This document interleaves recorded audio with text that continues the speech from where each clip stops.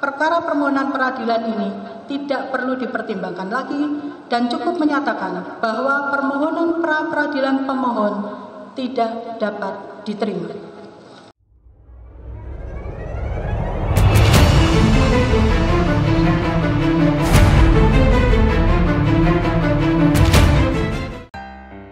Penyelidikan kasus pemerasan Firly Bahuri kepada mantan Menteri Pertanian Syahrul Yassin Limpo dipastikan berjalan secara profesional.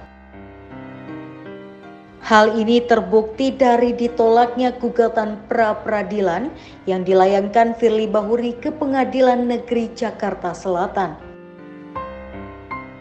Hakim Pengadilan Negeri Jakarta Selatan memutuskan menolak gugatan pra-peradilan yang dilayangkan Ketua Komisi Pemberantasan Korupsi Nonaktif Firly Bahuri atas penetapan tersangka kasus pemerasan ex-Menteri Pertanian Syahrul Yassin Limpo.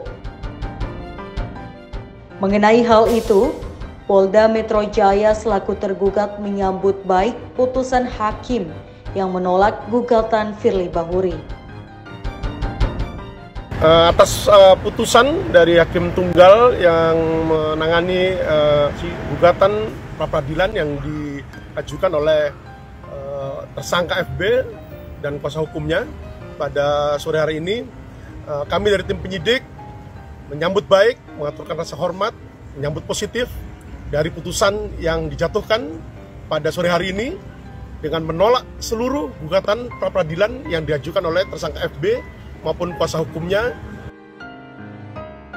Menurut Ade Safri, putusan itu telah membuktikan bahwa hakim profesional dalam mengusut kasus pemerasan yang menjerat Firly.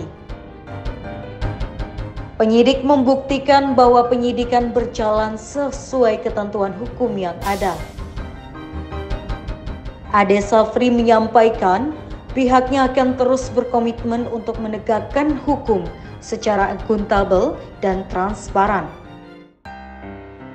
Dia menjamin segala proses penyelidikan dan penyidikan kasus akan terbebas dari intervensi dan campur tangan pihak manapun. Dan ini menunjukkan bahwa penyidik telah bekerja secara profesional, transparan, akuntabel, dan sekali lagi kami tegaskan bahwa penyidikan yang dilakukan bebas dari segala bentuk intimidasi, intervensi maupun campur tangan dari pihak manapun. Kami berkomitmen untuk segera menuntaskan perkara ini. Majelis Hakim Pengadilan Negeri Jakarta Selatan menolak pra-peradilan Ketua KPK Nonaktif Firly Bahuri terkait kasus dugaan pemerasan terhadap ex-Menteri Pertanian Syahrul Yassin Limpo. Dalam pokok perkara, menimbang bahwa maksud dan tujuan permohonan pra-peradilan yang diajukan pemohon adalah sebagaimana tersebut sebelumnya. Menimbang bahwa maksud dan tujuan jawaban termohon pra-peradilan adalah telah melaksanakan seluruh tahapan penetapan tersangka secara sah berdasarkan Peraturan Kapolri Nomor 9 Tahun 2019 tentang penyidikan tindak pidana. Menimbang bahwa oleh karena sebelum mempertimbangkan pokok perkara, eksepsi termohon ternyata telah dikabulkan oleh hakim, maka pokok perkara permohonan peradilan ini tidak perlu dipertimbangkan lagi dan cukup menyatakan bahwa permohonan pra-peradilan pemohon tidak dapat diterima. Menimbang bahwa oleh karena permohonan pra-peradilan yang diajukan oleh pemohon dinyatakan tidak dapat diterima, maka biaya yang timbul dalam perkara ini akan dibebankan kepada pemohon sebesar nihil. Memperhatikan ketentuan Undang-Undang RI Nomor 8 Tahun 1981 tentang Hukum Acara Pidana, Peraturan Mahkamah Agung Republik Indonesia Nomor 4 Tahun 2016, dan peraturan perundang-undangan lain yang bersangkutan, mengadili dalam eksepsi, mengabulkan eksepsi termohon tersebut. Dalam pokok perkara, 1. Menyatakan permohonan pra-peradilan pemohon tidak dapat diterima. 2. Membebankan kepada pemohon membayar biaya perkara sebesar nihil.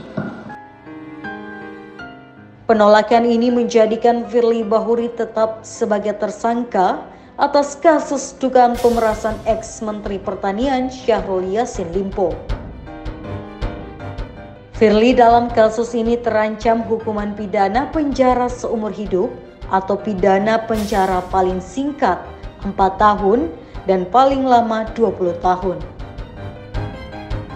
Dia juga terancam denda paling sedikit 200 juta rupiah dan paling banyak 1 miliar rupiah.